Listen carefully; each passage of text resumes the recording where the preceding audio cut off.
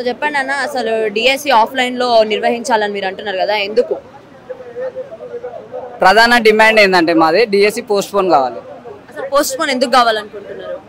వీళ్ళు మాకు DSC schedule ఒక 3 days అయిందో 4 days అయిందో, డిఎస్సి షెడ్యూల్ 1 week లోపు మాకు షెడ్యూల్ వచ్చింది. అసలు నోటిఫికేషన్ ఎప్పుడు వేశారు? నోటిఫికేషన్ వచ్చేసి మాకు టెట్ పెట్టిరు. టెట్ కన్నా ముందు డిఎస్సి షెడ్యూల్ డిఎస్సి టెట్ విడుదల చేసారు. అప్పుడు ఇది డిఎస్సి షెడ్యూల్ కాదు, ఇది తాత్కాలికం అని చెప్పారు. తాత్కాలికం అని చెప్పి సడన్ గా డిఎస్సి టెట్ రిజల్ట్ ఇచ్చినమ్మడే డిఎస్సి షెడ్యూల్ అర్ధరాత్రి విడుదల చేసారు.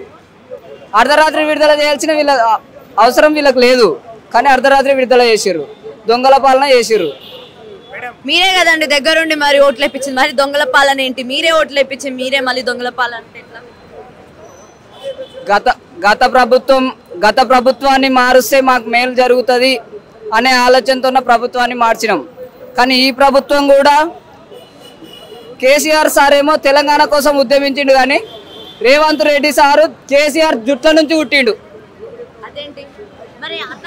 రేవంత్ రెడ్డి రేటెంత రెడ్డి అయింది ఇప్పుడు, అంతే ఇంకాడా ఏం లేదు. ప్రజాపాలన చేస్తలేడు, అధికార పాలన అయిపోయింది. ప్రజాపాలన లేదా? ప్రజాపాలన లేదు. ఎందుకు ప్రజావానికి వెళ్ళండి, సెక్రటేరియట్కి వెళ్ళండి, అన్నా అనండి, ఆదుకుంటా అని అంటున్నారు కదా ఆయన. అవన్నీ అంతర్గతంగా కనిపించే నిజాలు కాదు. అంతర్గతంగా అవి ఎలా కనిపిస్తే మేము రోడ్ ఎక్కాల్సిన అవసరం ఏముంది మేడం? ప్రజాపాలన అయితే మేము ఎందుకు రోడ్ ఎక్కుతాం? మేము రోడ్ ఎక్కం కదా. ఫస్ట్ మీరు మొదలాలని కనీసం చూసారా ఇప్పటిదాకా? ఇంతవరకు వెళ్ళలే. మేము ఇందాక లోపలికి వెళ్ళినాం, అక్కడ నిర్బంధించారు, ఇక్కడ నిర్బంధించారు. లోపలికి వెళ్ళనియట్లేదు. ఎట్లా ఫీల్ అవుతున్నారు? కనీసం లోపలికి వెళ్ళనియట్లేదు కదా మిమ్మల్ని. ఇదే కదా మేడం అధికార బలం అంటే, అదే ఉదాహరణ. రోడ్డు పాలు చేయడం. మరి ఇప్పుడు రోడ్డు పాలు చేసింది కదా, నెక్స్ట్ అసలు మీ కార్యాచరణ ఏంటంటున్నారు? ప్రతి జిల్లాల ప్రతి ఒక్క డిఎస్సి విద్యార్థి అమర నిరాహార దీక్ష రేపటి నుంచి కూర్చుంటారు. ఈ రోజు మంత్రి మండలి సమావేశం అయ్యి బల్మూర్ వెంకట్ గాని, తీన్మార్ మల్లన్న గాని, రేవంత్ రెడ్డి సార్ గాని మా డిఎస్సి అభ్యర్థుల గురించి ఏం మాట్లాడకుండా ఏం చేయకుండా ఉంటే రేపు మేము అమర నిరాహార దీక్ష కూర్చుంటాం.